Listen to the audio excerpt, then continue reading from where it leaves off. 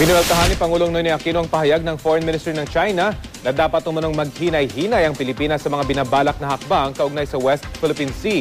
Ang Pangulo hindi pa naman daw sigurado kung itutuloy ang planong humingi ng spy planes sa Amerika. Balitang hatid ni Teresa Andrada. Isang full cabinet meeting ang ipinatawag ng Pangulong Noynoy Aquino.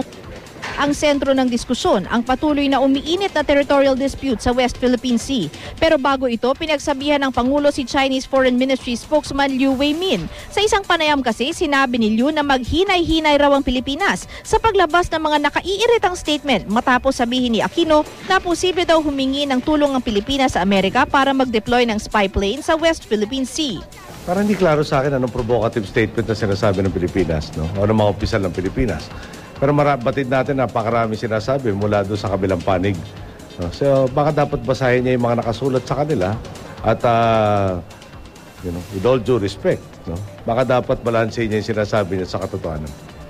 Ilang linggo na ang nakalilipas nung magkaharap ang mga barko ng Pilipinas at China sa pinag-aawayang Panatag Shoal. Pero nang magkabagyo, pinaalis ng Pilipinas ang mga barko nito. Ang China, hindi umalis. Halos 3 linggo na po yung mula nung bumalik yung ating Coast Guard vessels. So, kung yung kanilang vessels ay pinauwi na rin, lalo na yung government vessels, wala na hong issue. So, sino kaya nagpapatagal ng issue dyan po sa Panatag Shoal o sa Baho de Masinloc? Hindi pa tiyak kung itutuloy ng Pangulo ang paghingi ng paglipad ng spy planes ng US sa West Philippine Sea. Pero ang US Embassy nagsabi ng handa silang magbigay ng tulong at impormasyon sa Pilipinas kasama na ang pagbabantay nito sa teritoryo ng bansa. Bilang bahagi ng matagal ng military cooperation sa pagitan ng Amerika at Pilipinas, malawak ang sakop ng West Philippine Sea kaya hirap ang Pilipinas na i-monitor ang teritoryo nito doon.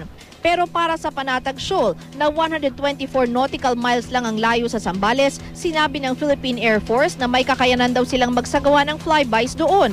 Pero wala pa raw utos ang Pangulo at ang bilin sa kanila, aayusin ng gusot sa pamamagitan ng diplomasya. Samantala, nagpadala ng DFA ng ika-10 note verbal sa Chinese Embassy para iprotesta naman ang pagtatayo ng isang komunidad sa isang bahagi ng Kalayaan Island Group na tinawag ng China na Sansha City. Ayon sa China, kabilang daw sa mga teritoryong sakop ng Sansha City ang Nansha Islands o Kalayaan Island Group sa Pilipinas. Nasa teritoryo ito ng West Philippine Sea. This is the 10th note verbal that we have sent to China. So we do that, and later on, we can use this protest in a proper forum. Teresa Andrada, GMA News.